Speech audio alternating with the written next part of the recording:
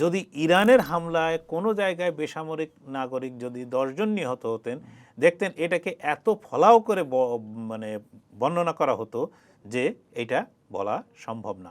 তারা ইরানের সর্বোচ্চ ধর্মীয় নেতা সহ একদম উপরের সারির 40 জনের বেশি লোককে হত্যা করলেন। এই হত্যা করার মধ্যে দিয়ে কিন্তু ইরান নতজানু হয়নি।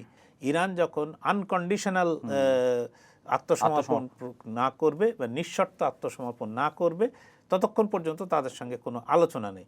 ইরানের নাম করে ইরানি ড্রোন সাজিয়ে এই হামলাগুলো চালিয়েছে ইসরায়েল।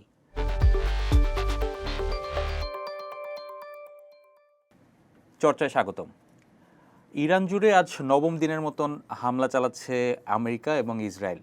দুটি দেশ মিলে হামলা চালালেও আমেরিকার অর্থমন্ত্রী স্কট বেসেন্ট আজকে ঘোষণা দিয়েছেন যে ইরানে আজ মধ্যরাতে, মানে স্থানীয় সময় মধ্যরাতে হয়তো বড়সড় বোমা হামলা চালাবে তারা। এইসব নিয়ে কথা বলবো, ইরানের পরিস্থিতি কি আর আমেরিকা আসলে কী বা চাচ্ছে, এসব নিয়ে কথা বলার জন্য আমাদের সঙ্গে আছেন চর্চার ব্যবস্থাপনা সম্পাদক সেলিম খান। সেলিম খান, আপনাকে স্বাগতম। শুরুতেই চলে যায় স্কট বেসেন্টের কথায়, যে তিনি যে ফক্স নিউজকে যে বার্তাটা দিয়েছেন, ফক্স নিউজের সাথে কথা বলেছেন যে ইরানে একটি শক্তিশালী বোমা বর্ষণ করবে। আসলে নতুন করে আর কোথায় হামলা চালাবে আমেরিকা? না, একটা জিনিস, এইগুলো যুদ্ধের সময় কিন্তু এই ধরনের কথাবার্তা, পাল্টা কথা, যে দুপক্ষের মধ্যে একটা কথার লড়াইও কিন্তু চলতে থাকে। এইটা একটা মানে মেন্টাল গেম, প্রেশার তৈরি করার, প্রতিপক্ষের উপর প্রেশার তৈরি করার একটা কৌশল। হ্যাঁ, ইরানের উপর এ পর্যন্ত যে পরিমাণ হামলা ইসরায়েল এবং আমেরিকা করেছে, সেখানে দেখছেন যে আপনি বিপুল সংখ্যক মানুষ মারা গেছে, অনেক জায়গা ধ্বংস হয়ে গেছে। আমরা কিন্তু একবারও কেউ ভুলে বলছি না যে এই কথাটা, যে একটা স্কুলে 160 জনের উপরে মানে শিক্ষার্থী না, শুধু বাচ্চা, সে কন্যা শিশু তারা, এবং তারা স্কুলে গিয়েছিল, তাদের বয়স 6 থেকে 12 বছরের মধ্যে। তাদেরকে এই আমেরিকান মিসাইল, পরে যেটা আপনার আমেরিকানরাই তদন্ত করে দেখছেন যে তাদের মিসাইল হামলায় তারা মারা গেছে। তাহলে এই কথাটা কিন্তু একবার, এই ঘটনাটা যদি উল্টো হতো, যদি ইরানের হামলায় কোনো জায়গায় বেসামরিক নাগরিক যদি 10 জন নিহত হতেন, দেখতেন এটাকে এত ফলাও করে মানে বর্ণনা করা হতো যে এটা বলা সম্ভব না।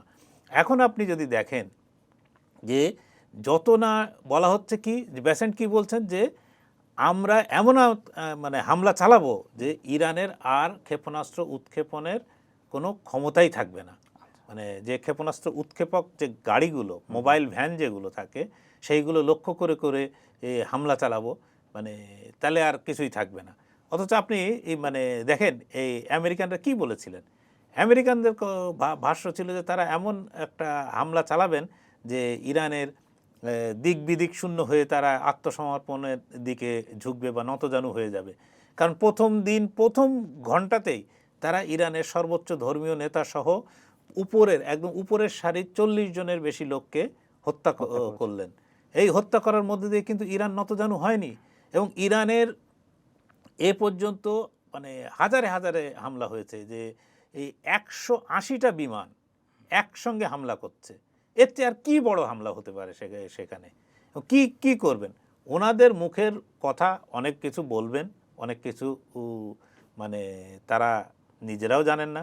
এটা এক ধরনের। আর একটা হচ্ছে যে আত্মবিশ্বাসের অভাবও প্রতিফলিত হয়, যে তুমি যদি জয়ের দ্বার প্রান্তে থাকো, তুমি যদি মানে ইরানকে দখল বা তাকে নতজানু করার পর্যায়ে থাকো, তাহলে তো এত কথা বলার প্রয়োজন নেই। ট্রাম্পের, আপনি এদের প্রত্যেকের মুখের ভাষা পড়বেন যখনই আসছেন, তারা কিন্তু সবচেয়ে বলছে আনসার্টেনিটি, অনিশ্চয়তা। হ্যাঁ, কোনো সন্দেহ নেই যে আমেরিকা এই বিশ্বের সবচেয়ে পরাশক্তিদের মধ্যে 1 নম্বর, তার সামরিক শক্তি অন্য কোনো দেশের সঙ্গেই তা তুলনা হয় না, ইরানের সঙ্গে তো হয়ই না। এবং ইসরায়েল বলে যে দেশটি আছে, তার সামরিক শক্তি কিসের? তার সামরিক শক্তি তো আমেরিকা গতকালও $15 কোটি উপরে অস্ত্র বিক্রির অনুমোদন দিয়েছে। তা ইসরায়েল যে অস্ত্র ব্যবহার করছে সবটাই আমেরিকা, তার সেই F-35 থেকে শুরু করে সবগুলোই আমেরিকার তৈরি। তাহলে আমেরিকা দুই জায়গায়, একটা ইসরায়েল নাম দিয়ে, আর একটা হচ্ছে আমেরিকা নিজের নাম নিয়ে যুদ্ধ করছে। ফলে নতুন করে এই হামলায় একেবারে বিরাট মানে ইয়ে করবে, এইটা ঠিক বিশ্বাসযোগ্য না। আমেরিকার প্রসঙ্গতেই থাকি আমরা একটু, আমি একটু আপনাকে বলি, আপনি জানেনই যে ট্রাম্প গতকালকেই বললেন যে ইরান যতক্ষণ না পর্যন্ত আত্মসমর্পণ করবে ততক্ষণ পর্যন্ত আমেরিকা হামলা চালাবে। পাশাপাশি আমরা দেখেছি যে খামেনির মৃত্যুর পর তার ছেলে মোস্তফা খামেনির ইরানের সর্বোচ্চ ধর্মীয় নেতা হওয়ার একটি সংবাদ ইরানি মাধ্যমে আমরা পেয়েছি। সেই জায়গাটাও আমরা দেখেছি ট্রাম্প তাকে পছন্দ করছে না। আসলে ট্রাম্প কিংবা আমেরিকা আসলে চাইছে কি? রেজিমের পরিবর্তনও তো হচ্ছে কিছুটা, তাহলে ট্রাম্প আসলে চাচ্ছে কি শেষ পর্যন্ত? মানে একটা জিনিস দেখেন যে ট্রাম্পের প্রথম থেকে যদি আমরা দেখি যে ট্রাম্প যুদ্ধ ঘোষণা করলেন, কি করলেন, যে না শাসক উনি ভেবেছিলেন যে সর্বোচ্চ ধর্মীয় নেতা মৃত্যুর সঙ্গে সঙ্গে ওই বিভক্ত হয়ে পড়বে যে ইরানের নেতৃত্ব, কিন্তু ইরানের নেতৃত্ব বিভক্ত হয়নি। তিনি তারপরে কি বললেন, হ্যাঁ যদি ইরান ইয়ে করে তাহলে আলোচনা হতে পারে। এইরকমভাবে যদি আমরা দেখি তাহলে কিন্তু প্রেসিডেন্ট ট্রাম্প বারবার তার গোলপোস্ট শিফট করছেন, তার কথা এক জায়গা থেকে আরেক জায়গায় নিয়ে যাচ্ছেন। এইটা হচ্ছে যে তিনি যা এক্সপেক্ট করছেন বা প্রত্যাশা করছেন ইরানের কাছ থেকে, যে পরিমাণ হামলা, যে পরিমাণ বলপ্রয়োগ থেকে, মানে ইরানের যে প্রত্যাশিত, তার কাছে যে প্রত্যাশিত যে প্রতিক্রিয়া, যে আমি ভাই আর হামলার দরকার নেই, আমি আপনার সব শর্ত মেনে নিচ্ছি, সেইটা তিনি এখনো পর্যন্ত পাচ্ছেন না এবং পাবেনও না। না পাওয়ার কারণে ইরানের ব্যাপারে তিনি সর্বশেষ বলছেন যে ইরান যখন আনকন্ডিশনাল আত্মসমর্পণ না করবে বা নিঃশর্ত আত্মসমর্পণ না করবে ততক্ষণ পর্যন্ত তাদের সঙ্গে কোনো আলোচনা নেই। ইরান তো কখনো বলেনি আলোচনা আছে, আলোচনা করব। বরং আমেরিকার পক্ষ থেকে, ট্রাম্পের পক্ষ থেকে একটা যে বলা হয়েছিল যে আমরা কোনো ইরান যদি রাজি থাকে তাহলে আমরা আলোচনা করতে পারি। ইরান সেটা তো নাকচ করে দিয়েছে এবং যদি শর্ত মানার থাকতো তাহলে ইরান তো শর্ত মেনে তাদের আলোচনার টেবিলে ফিরে যেত। তারা বুঝে গেছে তাদের আলোচনা করার কিছু নেই। আর যেটা আপনি সর্বোচ্চ ধর্মীয় নেতার ক্ষেত্রে বললেন, তা খামেনি পুত্র তিনি ধর্মীয় নেতা হবেন কিনা এটা কিন্তু ইয়েতে উঠছে, যে একটা প্রচার মাধ্যমে এসেছে, ওদের একটা গার্ডিয়ান কাউন্সিল আছে, সেই গার্ডিয়ান কাউন্সিল ঠিক করবেন কে ধর্মীয় নেতা, সর্বোচ্চ ধর্মীয় নেতা হবেন। এখানে কিন্তু আরও কয়েকজন আছেন যারা প্রতিদ্বন্দ্বিতা করার মতো। ঠিক আছে, এখন খামেনি পুত্রই যে হবেন এটা তো নিশ্চিত করে বলা যায় না। সুতরাং খামেনি পুত্র যদি হনও তাহলে ইরানের ওই সর্বোচ্চ যে গার্ডিয়ান কাউন্সিল ওরা নির্বাচন করবে। ওইখানে ট্রাম্প বা অন্য পৃথিবীর কারোরও ক্ষমতা নেই যে এই নির্বাচনের ব্যাপারে হস্তক্ষেপ করার বা উনি কাকে পছন্দ করছেন না করছেন এই বিষয়ে কোনো কথা বলার কোনো অধিকার ওনাদের নাই। আচ্ছা সেলিম খান, আমরা দেখেছি যে ইরান পাল্টা হামলা চালাচ্ছে আশপাশের বাহরাইন, কুয়েত, কাতার, ইউকেকে লক্ষ্য করে। আসলে ইরান এই আশপাশের হামলাগুলো কেন চালাচ্ছে? যুদ্ধটাকে কি বড় করতে চাইছে নাকি অন্য কোনো লক্ষ্য আছে? দেখুন, ইরান যখন ক্ষতিগ্রস্ত, তার দেশ যখন ক্ষতিগ্রস্ত হয়েছে, তার প্রতিবেশীরা তার শত্রুকে সমর্থন দিয়ে যাচ্ছে। আচ্ছা, তো কেউ যদি মনে করে যে আমি যে ক্ষতির শিকার করছি তাহলে আমার প্রতিবেশীরাও বুঝুক যে এই ক্ষতির সমস্যাটা বা এই ক্ষতির ব্যথাটা কোথায়, সেই জন্য কিন্তু ইরান দেখবেন যে বেছে বেছে কখনোই কিন্তু কোনো প্রতিবেশী দেশের বেসামরিক কার্যালয়ে কিন্তু হামলা চালায়নি বা বেসামরিক স্থাপনায় হামলা চালায়নি। শুধুমাত্র দুবাইতে, যেটা ইউনাইটেড আরব আমিরেটসের দুবাইতে তারা কয়েক জায়গায় হামলা চালিয়েছে। আর বাদ বাকি জায়গায় তাদের লক্ষ্য কিন্তু হচ্ছে যে ওই সব আরব দেশগুলোতে থাকা মার্কিন সেনাঘাঁটি, আচ্ছা, মার্কিন কনসুলেট বা মার্কিন দূতাবাস, এইসবগুলোই কিন্তু তারা লক্ষ্য করে হামলা চালাচ্ছে। এর বাইরে কিন্তু তারা হামলা চালায়নি। আপনি যদি একটু মানে দেখেন তাহলে দেখবেন যে কয়েকটা জায়গায় হামলা হয়েছে। একটা হচ্ছে যে অ্যারামকো, ঠিক আছে, সৌদি আরবের যে সবচেয়ে বড় তেল কোম্পানি, সে তেল উৎপাদন ক্ষেত্রে হামলা হয়েছে। একটা হামলা হয়েছে যে তুরস্কে, সেটা হামলাটা হতে পারেনি, বলা হচ্ছে যে ন্যাটোর যে সার্ভেলেন্স ছিল সেটা ইন্টারসেপ্টার দিয়ে সেটাকে ধ্বংস করা হয়েছে। আর একটা হয়েছে আজারবাইজানে। তিনটি ক্ষেত্রেই কিন্তু ইরান অস্বীকার করেছে যে আমরা এই ধরনের হামলা চালাইনি। এবং এই জিনিস এখন পরিষ্কার যে ইরানের নাম করে ইরানি ড্রোন সাজিয়ে এই হামলাগুলো চালিয়েছে ইসরায়েল। কারণ ইসরায়েল চায় যে এই যুদ্ধে ইরানের যারা প্রতিবেশী, ইরানের যারা এক বন্ধু তো না, প্রতিবেশী বলা যায়, সেই প্রতিবেশীরা সরাসরি প্রত্যক্ষ যুদ্ধে লিপ্ত হোক। যদি প্রত্যক্ষ যুদ্ধে লিপ্ত হয় তাহলে তাদের দিয়ে স্থলযুদ্ধ করা অনেক সহজ হবে। সৌদি আরবকে দিয়ে ইরাকের ওই দিক দিয়ে সুবিধা হবে, ইউএইর দিক থেকে সুবিধা হবে। তো এই প্রতিবেশীদেরকে তারা টেনে আনার চেষ্টা করছে, কিন্তু আরব প্রতিবেশীরা এখনও পর্যন্ত কোনো ধরনের কোনো সাড়া এই বিষয়ে দেয়নি। কিন্তু এই কাজটি কিন্তু করেছে যে এই যে বেসামরিক প্রতিষ্ঠানে যে হামলা বা বেসামরিক স্থাপনায় যে হামলা, এই হামলাটা বলা হচ্ছে যে মানে ইরানের নাম করে আপনার ইসরায়েল চালাচ্ছে। আচ্ছা, ইরানের প্রেসিডেন্ট মাসুদ পেজিশকিয়ান কিছুক্ষণ আগে আমরা দেখলাম যে তিনি বলেছেন যে প্রতিবেশী দেশ থেকে পাল্টা হামলা না হলে তারা আর হামলা চালাবে না। তো এতে করে কি যুদ্ধ পরিস্থিতির কোনো পরিবর্তন হওয়ার সম্ভাবনা আছে? এটা ইরানের আর একটা ট্যাকটিক্যাল মুভ হতে পারে।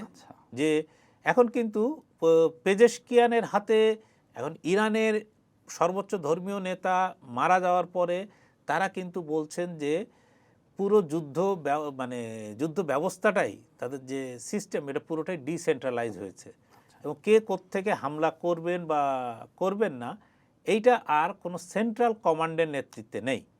ফলে এইটা নানা দিকে ছড়িয়ে পড়েছে এবং স্থানীয় ইউনিটগুলো যে সিদ্ধান্ত নেবে সেই সিদ্ধান্তই হচ্ছে মানে চূড়ান্ত। ফলে প্রেসিডেন্ট যেটা বলেছেন সেটা প্রেসিডেন্টের মতো করে বলেছেন এবং তারা এটা প্রমাণ করার বা প্রতিবেশীদের আশ্বস্ত করার চেষ্টা করছেন যে আমরা প্রতিবেশীদের উপর হামলা চালাবো না, যদি না তোমার মাটি থেকে কোনো হামলা ইরানকে লক্ষ্য করে চালানো হয় তাহলে ইরান কোনো হামলা করবে না। এটা দেখেন, এটার আর একটা দিক আছে যেটা একটু আগেই বলছিলাম, যে তাহলে উনি প্রতিবেশীদের বললেন যে তোমার মাটিকে, তোমার আকাশকে তুমি ব্যবহার করতে দিও না, যদি ব্যবহার করতে না দাও তাহলে আমরা হামলা চালাবো না। তো এটা একটা প্রতিবেশীদের জন্য সুস্পষ্ট বার্তা। এর যদি লঙ্ঘন হয় তখন তো ইরানের জন্য বলার একটা যুক্তি থাকবে যে ভাই আমি তো তোমাকে আগেই অনুরোধ করেছিলাম এবং ইতিমধ্যে যে কিছু ছোটোখাটো হামলা হয়েছে তার জন্য আমরা ক্ষমাও চেয়েছি, তাহলে তারপরেও যখন তুমি হামলা করছো তখন তো আর আমার জন্য তো আর কোনো পথ খোলা নেই। সম্প্রতি ওয়াশিংটন পোস্টের একটি প্রতিবেদনে আমরা দেখলাম যে রাশিয়া ইরানকে সহযোগিতা করছে আমেরিকান বিভিন্ন ঘাঁটিতে হামলা করার জন্য, এরকম তথ্য রাশিয়া ইরানকে দিচ্ছে। এতে করে কি মনে হয় প্রতিবেদনটি যদি সত্য হয়, যুদ্ধের মোড় কিংবা এই সংঘাতের মোড় কি পরিবর্তন হবে কোনো? দেখুন, প্রথম একটা বিষয় হলো যে আমি একদম স্পষ্ট বলি যে আমি কোনো পশ্চিমা মিডিয়াকে বিশ্বাস করি না, বিশেষত এরকম যুদ্ধের সময়কালে। সেটা বিশেষত আমেরিকান মিডিয়া, ব্রিটিশ মিডিয়া এবং কোনো মিডিয়াকে বিশ্বাস করার কোনো কারণ নেই। আপনি দেখেন যে ইরাক যুদ্ধ যে হয়েছিল সেটা শুধুমাত্র নিউ ইয়র্ক টাইমসের একটি রিপোর্টকে ঘিরে, এবং সেই রিপোর্টটা ছিল পুরোপুরি মিথ্যা, যে ইরানের সাদ্দাম হোসেনের কাছে ব্যাপক বিধ্বংসী অস্ত্র আছে, এই অজুহাত তুলে ইরাকে হামলা চালায় মার্কিন মিত্রবাহিনী। তো এই যে আপনার একটা সংবাদ মাধ্যম একটা দেশের 10 লাখের বেশি মানুষের মৃত্যুর জন্য দায়ী, তার খবর, হ্যাঁ নিউ ইয়র্ক টাইমসে এই খবর ছাপা না হলে কি আমেরিকা আক্রমণ করতো না? করতো। কিন্তু নিউ ইয়র্ক টাইমস সেই যে সলতেতে আগুন দেওয়ার মতো সে আগুনটা দিয়েছে। এখন ধরেন রাশিয়া, আপনি আজকে রাশিয়ার নাম পাচ্ছেন ওয়াশিংটন পোস্টে, এগুলো মূলত পশ্চিমা যে গোয়েন্দা সংস্থাগুলো আছে সে গোয়েন্দা সংস্থাগুলো যে ফিড দেয় বা আমরা খুব সহজ ভাষায় যেটাকে বলি সাংবাদিকরা যে খাওয়াচ্ছে, ওদের যেটা খাওয়ায়, যেটা তারা মনে করে যে এইগুলো প্রকাশ করা দরকার সেইগুলো তাদেরকে দেয়া হয় এবং তারা সেইভাবে প্রকাশ করে। এর মধ্যে অবজেক্টিভিটি নিয়ে বা এর বস্তুনিষ্ঠতা নিয়ে যথেষ্ট প্রশ্ন আছে, এটা বিশ্বাস করার কোনো কারণ নেই। আপনি এখনও আমরা যে খবরগুলো পাচ্ছি এই খবরগুলো কিন্তু প্রত্যেকটা আমাদের সোর্সই হচ্ছে কিন্তু পশ্চিমা গণমাধ্যম, ইনক্লুডিং আমি আল জাজিরার কথাও বলতে পারি যে আল জাজিরাও কিন্তু বায়াসড, কারণ তার দেশ, যে দেশের পয়সায় সে চলে, কাতারের পয়সা, কাতারও কিন্তু আপনার ইরানের বিপক্ষে। ফলে আপনার এই ইয়েতে আপনি কিন্তু কোনো ধরনের অবজেক্টিভ পাবেন না। আজকে দেখছেন যে এই রাশিয়াই সাহায্য করছে ইরানকে, কালকে দেখবেন যে চীন তার স্যাটেলাইট থেকে এই তথ্য দিয়েছে, এইখান থেকে এই তথ্য দেওয়ার কারণে এটা হয়েছে, এই ধরনের প্রেশার তাদের উপর তৈরি হবে। এই প্রেশারটা তৈরি হলে কি রাশিয়া বা চীন যদি ইরানের পক্ষে দাঁড়িয়ে কোনো কথা জোর গলায় বলতো, তাহলে তাদেরকে আগেই দমিয়ে দেয়া এবং ওই অভিযোগটা তোলা যে তোমরা যে ইরানকে সাহায্য করো, এর তথ্য প্রমাণ কিন্তু আমার কাছে আছে। এটা একটা কৌশল হতে পারে। সেলিম খান, আমরা শেষ করব। শেষ করার আগে আপনার কাছ থেকে একটু জানতে চাই যে মধ্যপ্রাচ্যে যে সংকট চলছে কিংবা ইরানে যে সংঘাত চলছে, সেই সংঘাত নিশ্চয়ই শেষ হবে। ইরানের লিডারশিপ আসলে কেমন হতে পারে আপনার কাছে জানতে চাও। আর লিডারশিপ যাই আসুক, মধ্যপ্রাচ্যে চলমান যে অশান্তি, এই অশান্তি কি কিছুটা কমবে কিংবা কি হবে আসলে? দেখেন, ইরানের লিডারশিপে কিন্তু এখন খুব একটা আপনার সংকট আছে, যে সেটা তো আমি মনে করি না, কারণ এখনো পর্যন্ত দেশটির প্রেসিডেন্ট আছেন। হ্যাঁ, সর্বোচ্চ ধর্মীয় নেতার মৃত্যু হয়েছে, সেখানে একজন ধর্মীয় নেতা নির্বাচিত হবেন, তো এটা আছে। আপনার পররাষ্ট্রমন্ত্রী আছেন, অন্যান্য মন্ত্রীরা আছেন।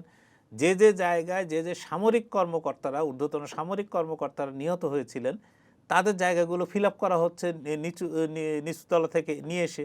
বিভিন্ন জায়গা থেকে কিন্তু ইতিমধ্যেই বিভিন্ন পদে পদায়ন করা হয়েছে। সবটা তো আর প্রকাশ করা হয় না, যেগুলো প্রকাশ করা হয় সেগুলো আমরা জানতে পারি।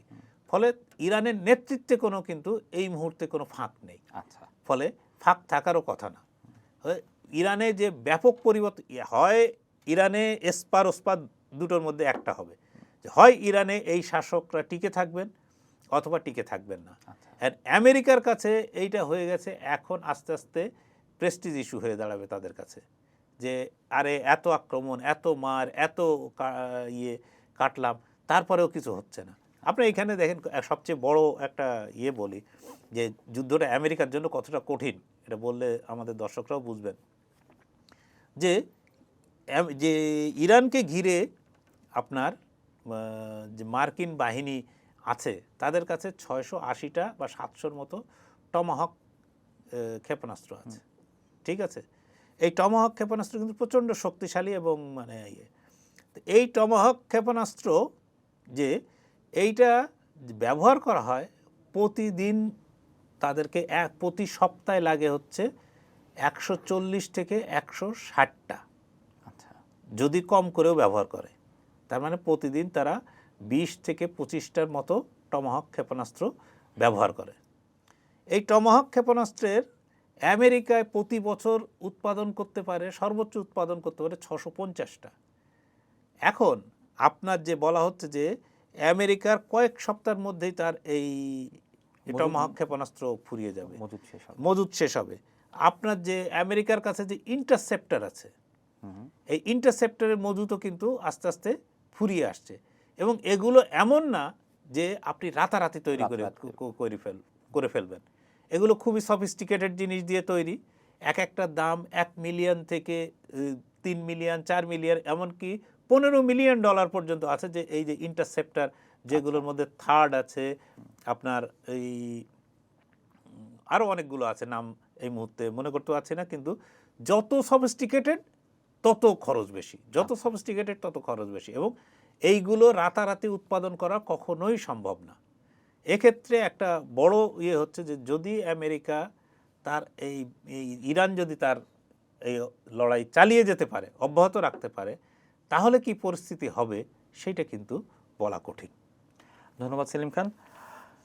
দর্শক, আজ এ পর্যন্তই। দেশ বিদেশে যে কোনো খবরের বিশ্লেষণ জানতে চোখ রাখুন চর্চার ফেসবুক এবং ইউটিউব চ্যানেলে।